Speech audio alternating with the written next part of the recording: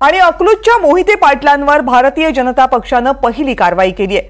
पक्षविरोधी कारवाईचा ठपका ठेवत विधान परिषदेचे आमदार रणजितसिंग मोहिते पाटील यांना कारणे दाखवा अशी नोटीस बजावण्यात आली आहे। लोकसभेच्या निवडणुकी अगोदरच देवेंद्र फडणवीसांनी मोहिते पाटलांवर कारवाई करण्याचे संकेत दिले होते। पाहूयात याच संदर्भातला एनडीटीव्ही मराठीचा स्पेशल रिपोर्ट। ज्या जयसिंह मोहिते पाटलांनी सुमित्रा बँक बुडवून खाल्ली त्याला जर वर्षाच्या आत तुरुंगात नाही टाकलं तर नावाचा राम सातपुते नाही।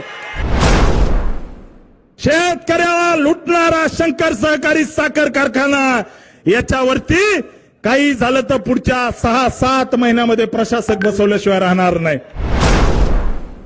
जर या ठिकाणी लवकर हकालपट्टी झाली नाही तर भारतीय जनता पार्टीचे कार्यकर्ते रक्ताने पत्र लिहून पार्टीला पाठवतील की या गद्दाराची हकालपट्टी झाली पाहिजे।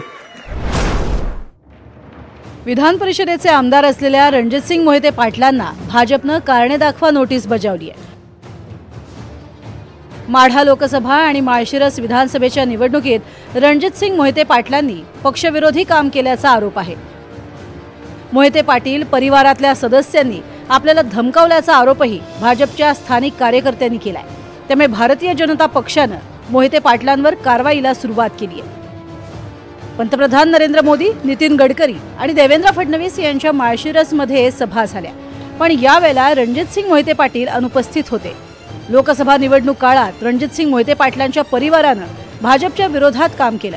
पत्रकार परिषदेत मोहिते पाटील परिवारातल्या सदस्यांनी भाजपच्या माढा आणि सोलापूर लोकसभेच्या जागा पाडण्यासंदर्भात वक्तव्य केलं। रणजितसिंग मोहितेंच्या कार्यकर्त्यांनी भाजपच्या बूथ प्रमुखांना धमकावणं, पोलिंग एजंट मिळून न देणं असे प्रकार केले।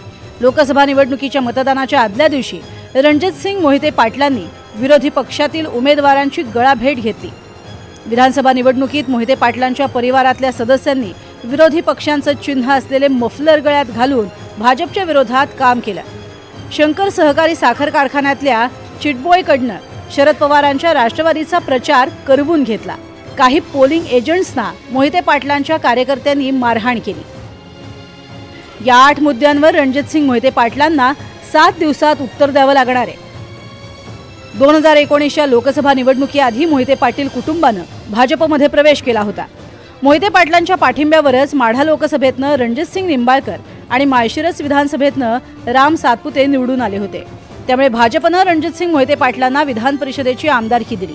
पण 2024च्या लोकसभा निवडणुकीआधी धैर्यशील मोहिते पाटलांनी स्वतःसाठी तिकिटाचा आग्रह धरला, पण भाजपनं रणजितसिंग निंबाळकरांनाच पुन्हा उमेदवारी दिली।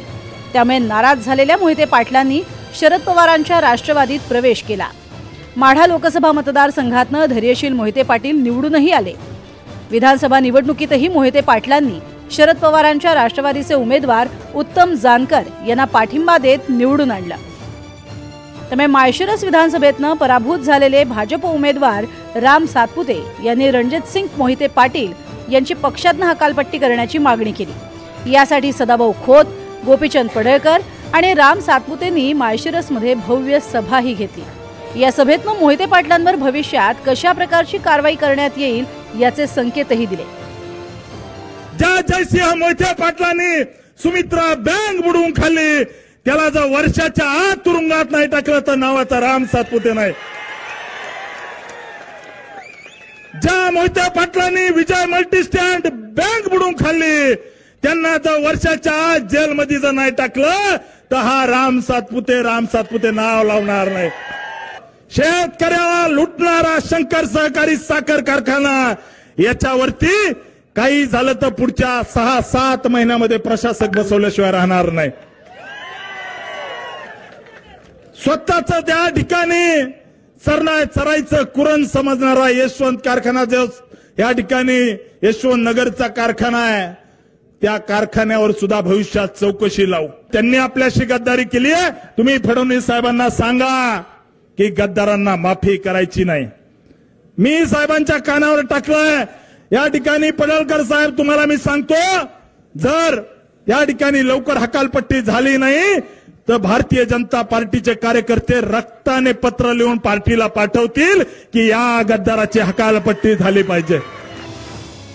आमच्या कार्यकर्त्यांनी धमकी देण्याचे प्रकार घडले आहेत। अजून काही लोकांची सरंजामशाही गेलेली नाही। लोक आमच्या अधिपत्याखाली आहेत असं काही लोकांना वाटतंय।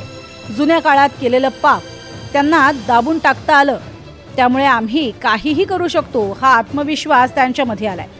ते जर आमच्या कार्यकर्त्यांना त्रास देणार असतील तर मी त्यांना सोडणार नाही। हे मी धैर्यशील मोहिते पाटलांबद्दल आणि त्यांच्या सोबतच्या लोकांबद्दल बोलतोय। ते गुंडगिरीचं राज्य चालवण्याचा प्रयत्न करताय, ते मी चालू देणार नाही असं फडणवीसांनी म्हटलं होतं। भाजपचीच आमदारकी उपभोगत असताना रणजितसिंग मोहिते पाटलांनी पक्षविरोधी काम केलं, त्यामुळे भाजपच्या कार्यकर्त्यांमध्ये रोष होता। माळशिरसमधनं पराभूत झालेल्या राम सातपुतेंनी हा रोष जाहीर सभा घेऊन पक्ष नेतृत्वाच्या निदर्शनास आणला होता। त्यामुळे आता पक्षानेही मोहिते पाटलांवर कारवाई करायला सुरुवात केली आहे। Bureau report, NDTV Marathi.